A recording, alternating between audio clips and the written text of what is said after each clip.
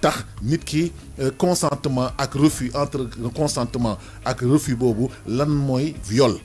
si ban moment lay nekkee viol su fekkee da nga forcer nit ki pénétrer ko alors que def na leen déedéet alors que yéen a ngi nekk si kaw lal bi tout ça on va en parler toujours avec Seydina borom juróom-ñeenti gallons yi dans effectivement société. Voilà Seydina mi nga wax je pense que le ordinateur bi xaw nañoo kii tuuti. waaw donc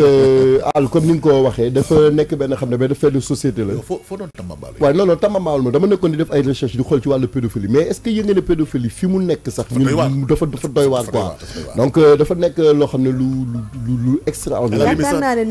nekkatul sax léegi surprise ci nit ñi. parce que on a vu des cas tous les jours hein. des bébés des vieilles des enfants de. xam nga sax dañ daan dégg pédophilie sax ci yenn âge yi mooy nga dégg ñu ne la xale bu 15 ans la wala xale bu 16 ans la xale bu 17 ans mu leer la ne kii sax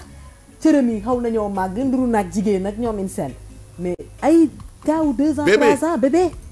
c'est extrême. En fait dafa li may te wax la c'est-à-dire xam nga pédophilie dafa nekk li nga xam ne dañ koy tuddee paraphilie caractérisée boo xam ne dafa nekk par benn attirance sexuelle boo xam ne persistante ci adulte. fu mu nekk nii yaa ngi joxe définition pédophilie jëmale ko ci xale maanaam koo xam ne. mineur la moins de 18 ans. moins de 18 ans. donc mu nekk loo xam ne d'habitude xale yooyu noonu dañuy dem di commencer dugg ci âge puberté. Waaw. donc xam nga dañuy commencer di am ay formes. commencer jànk waaw commencer nekk jànk. voilà léegi nag daf ci am ay prédateurs ay mag yoo xam ne ñoom genre dañuy attirer. seen yëpp dafay attiré ci genre xale yu mel noonu prédateur ay prédateurs j'aime ce mot là waaw c'est des prédateurs daa mel ni gaynde buy di appal benn proie am rek gis nga ni muy jëlee temps di yoot voilà ak vitesse bi muy demee léegi dama lay bëgg a poser benn question parce que dañ ne âge de la majorité 18 ans la 18 ans 21 ans 18 ans 21 ans 18 ans confusion 18 ans c'est 18 ans 18 ans la ok 18 ans la c'est-à-dire de 0 ba 17 ans décembre le 30 décembre mineur ok mineur nga le 1er janvier nga am 19 ans jàll donc dafa nekk loo xam ne nañ def attention mais pédophilie dafa nekk loo xam ne actuellement dafa commencer di gangréner société bi trop dafa nekk loo xam ne actuellement boo xoolee gars yi dañuy wax ay viol sax mais viol sax pour man dama jàpp ne sax moo tane pédophilie ndax xam nga lu tax viol au moins mun nga violer ku tolloog yow donte bañ na donte buggul mais au moins mais benn baaxu si non ok loolu moom ñaar yëpp de façon crime la. waaw ñaar yëpp crime la mais dama ne viol sax moo tane pédophilie parce que pédophilie imagine-toi da ngay dem ci benn. mën nga violer mag comme tu dis. mën nga violer mag mën nga violer sa morom. voilà mais pédophilie xale lay nekk. dafay nekk koo xam ne amul benn défense. dafay nekk koo xam ne da ngay dox ci xelam. parce que dafa nekk koo xam ne amul maturité bu mu war a mën a xalaatee ba xam parce que gis nga vie sexuelle. nit ki mun nga ko gis ci télé bi wala nga dégg ko wala nga dugg ci internet bi mais en réalité xamuloo mooy lan. léegi nag ces prédateurs là ces charognards là yi nga xam ne ñoom dañuy errer di xool cible yi nga xam ne dañ ciy am di leen nax ci lan ay xaalis di ñëw di xool une personne boo xam ne dafa nekk ci benn situation familiale boo xam ne stable wala dafa am ay complications nga profiter ci loolu pour mun a jël récupérer xale boobu noonu au lieu nga dimbali ko mais. yaa ngi ci am beneen xalaat ci sa xel. absolument muy lan mooy di ko utiliser sexuellement di ko tëddee yaa ngi dégg loolu dafa nekk loo xam ne booy wër perversion daf ko parce que xale boobu noonu nga xam ne da nga ko tëddee bi nga xam ne mi ngi commencé hormones yi di commencé yaatu mais kooku bu fekkee ne amul ku ko dimbale ba mu dellu si waat noonu lay continuer c'est fini day dévier bah oui dafay dévier c'est fini parce que dem na ba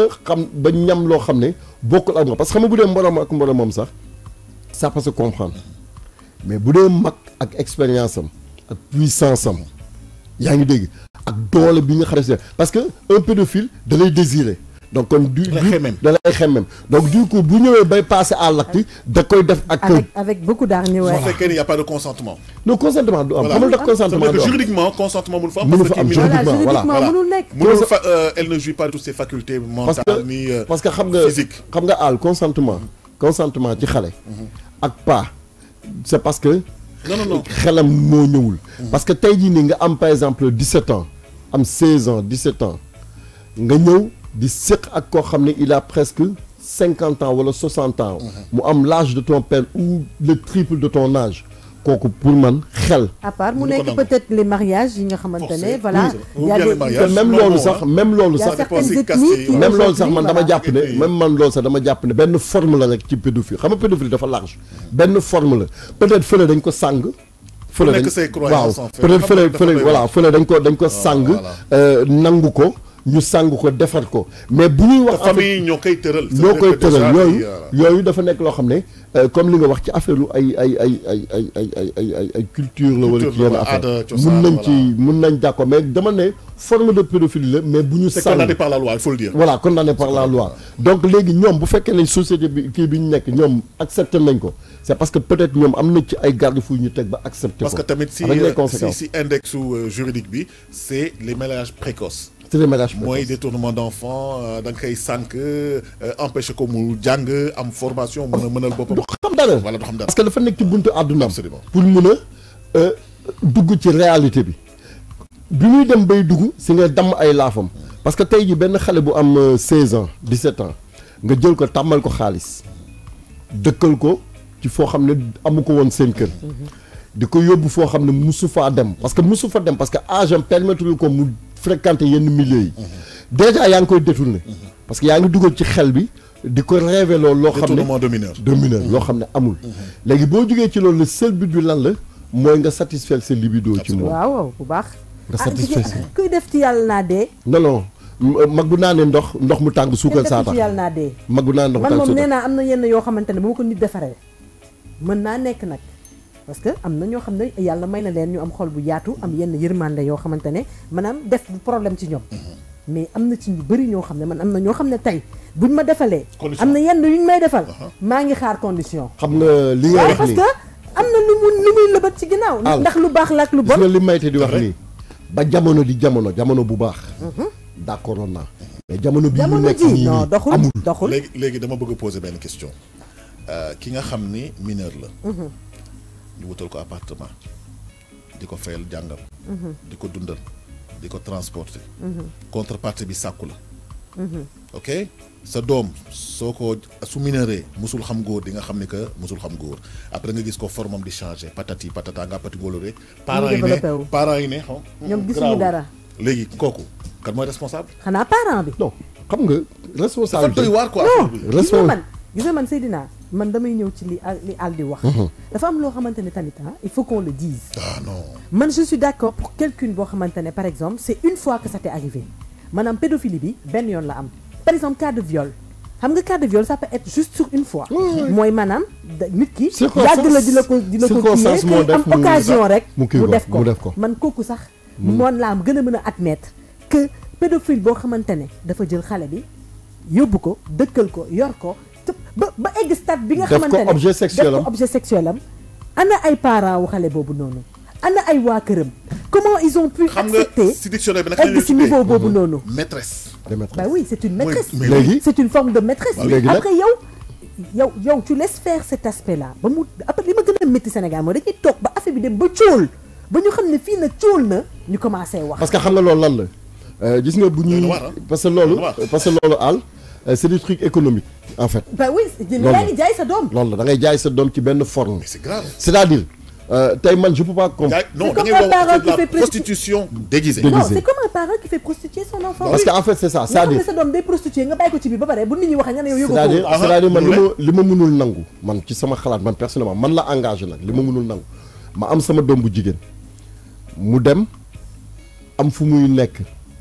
chaque jour mu may yónnee xaalis. tamal leer na ma ne am na 17 ans wala 18 ans donc amul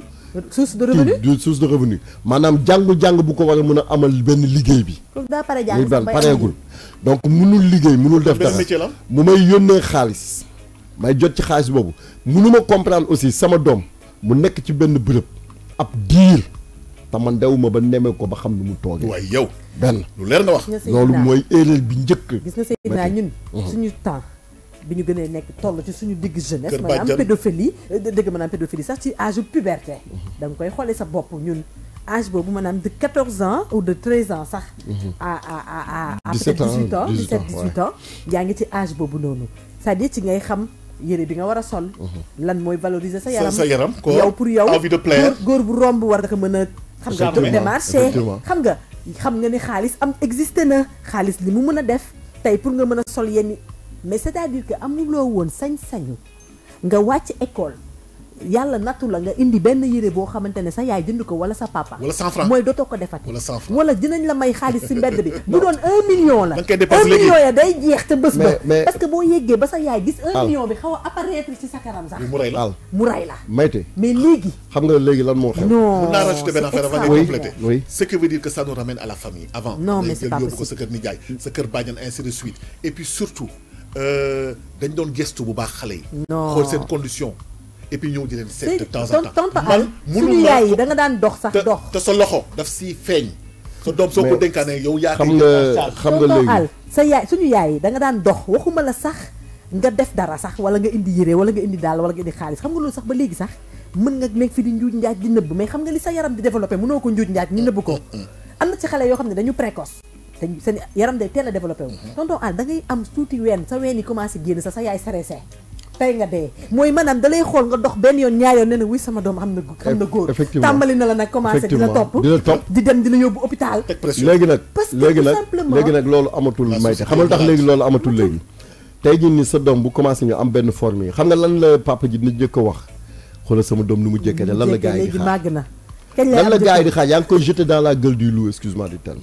sama doom màgg na xoolal ni mu jëkkee lan la gars yi di xaar li gars yi di xaar mooy dañ lay tëddee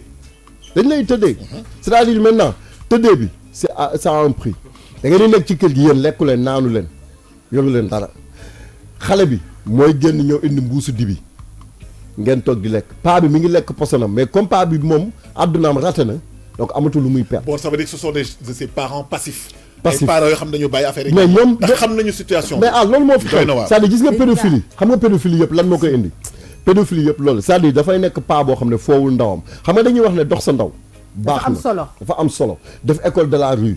am na solo mais boo xoolee pédophile yi ci gën a bëri ñi koy def bu ñu xoolee seen passé c'est des gens yi nga xam ne dañu am benn passé bu ne soit dañ leen tëj wala ñoo amoon ay parents yoo xam ne ils étaient carrément ci wàllu kii c'est-à-dire xamuñu c'est quoi ñu ne xaaral réussir ba pare ils sont malades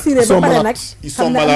malades ils sont malades et ils ne se maîtrisent pas feebar la envie bi feebar mooy créer déclic ba xam nga feebar weesuwul pëy boo gis xalaat ne dañ ci war a ñam loolu mooy njuumte bi gën a mag a mag te loolu feebar la en fait c'est-à-dire loolu maladie peut-être mais doomu aadama ci boppam bu dem ba nekk mag séexluwul xale kooku c'est autre chose. tonton Al ñun déggoo li ma la wax ñun suñu génération bi sax yaay da ngay dem sax ba majeur am 18 ans am sax 22 ans nga génn dugg ci kër gi ak benn mbuus boo xamante ne xam na ne yow jënduloo ko wala nga ñëw chaque jour nga indil ko lu bees sa yaay taaj la. mooy madame. ne la soxna si yow de temps yi li ngay dugal ak génnee bëri na de ba ki ngay àndal bëgg nga ko boo ko bëggulee bàyyi jàmbur. xam nga loolu leer na. parent bi déjà mu ngi lay dugal sa biir bopp que ne warooloo tooñ. koo bëggul bul ànd ak moom koo bëggul bul lekk xaalisam mais léegi da ngay gis xale bi ñëw indaale xoolal boo moytul mooy yor kër gi pusetu mooy yor kër gi moom lay indaale ba si biir kër gi ñëw déposer bagage yi balaa ñuy tëj rek sama doom xam lu baax balaa ñuy tëj c'est-à-dire xale bi moom moo yor kër gi man dama gis ay famille yoo xam ne man leer na ma ne kii liggéey gu xëyul gontul day yor ay portable ay iPhone X benn moom moo yor kër gi maanaam bu xam nga bu courant bi facture bi ñëw wala kii day ne xaar leen ba kii ñëw ba faatu ñëw mooy joxe dépense yi c'est-à-dire parents yi ñoom dañu am part de responsabilité mais ñee bañ nga tuddee leen ay prédateurs mais xar bu amul buum day nekk xaru mbedd mais loi bi tënk na ko mais xam nga loi bi balaa mu koy mooy koo xam ne da ngay sàkku une mineure mooy ki nga xam ne am na moins de 18 ans parents yi passifs yi nga xam ne xam ngeen seen doom lu muy def ngeen bàyyi ko si parce que c'est économique da ngeen def leen di jox xaalis tey après il faut pas nous embêter c'est ça léegi nag xale bi ci boppam moom xale bi ci boppam gis nga ñam naa ko neex na bàyyi naa ko amul mais lan moo tax ngay gis ay prostituées yoo xam ne ay xale lañ léegi avant daawoo gis prostitution xale da nga daan gis koo xam ne dafay dem ba tollu benn âge bi jël propre décision wu nekk prostituée mais tu vois maintenant une gamine de 15 ans qui est prostituée parce que fa lay jóge moi je me rappelle à l'époque Saliou ñëw na Saliou damay toi Saliou est là waa tëjal xanaa dinaa tëj léegi da ngay ñëwaat juste ci définition lan mooy pédophile ak lan lañu warul def ok pédophile déjà mooy comme li ma la wax c'est-à-dire dafa Saliou na ñëw nii. Pédophile déjà dama lay wax ne dafa nekk benn paraphilie caractérisée par l'attirance sexuelle persistante d'un adulte ci xale envers benn mineur wala benn xale loolu dafa nekk loo xam ne moom mooy kii donc xale yi bu ñu nekkee ci kii dañuy nekk ñoo xam ne dañuy exposé maintenant ces prédateurs ñoom dañuy utiliser seen naïveté pour mën a satisfaire seen libido mu nekk loo xam ne c'est puni par la loi te dafa nekk loo xam ne dafay am que ça soit famille ak ci lu mun nekk donc déjà loolu nañ ci bàyyi xel bu baax wax ñu moytu ko déjà. merci beaucoup. ubbi leen sama micro yéen tamit. voilà waaw kay su ma waxul kenn du wax di. Dominique. voilà merci beaucoup dañu doon wax ci wàllum pédophilie naka na xale ñi nga xam ne dañu sàkku xale yi nga xam ne c'est des mineurs moins de 17 ans moins de 18 ans amu leen droit seq ñoom quoi que ce soit. ñooñu dañu nekk sous la tutelle de leurs parents lépp loo bëgg def ak ñoom dañu war a am autorisation écrite des parents même su fekkee ni da nga war a produire passeport wala document munti doon dañ leen laaj autorisation parentale ça veut dire que xale yooyu vraiment état bi moo leen di protéger 18 ans nag weesu loolu nit ki ànd na ak xelam décision bu mu jël décision am la waaye xale bu jigéen boo xam da ngay seq ak moom dara nga dem ba benn moment mu la arrêteel parce que arrêté boobu soo forcé rek yaa ngi ci viol soo nekk su nekkulee ci viol yaa ngi ci maanaam viol encore viol te loolu vraiment loi bi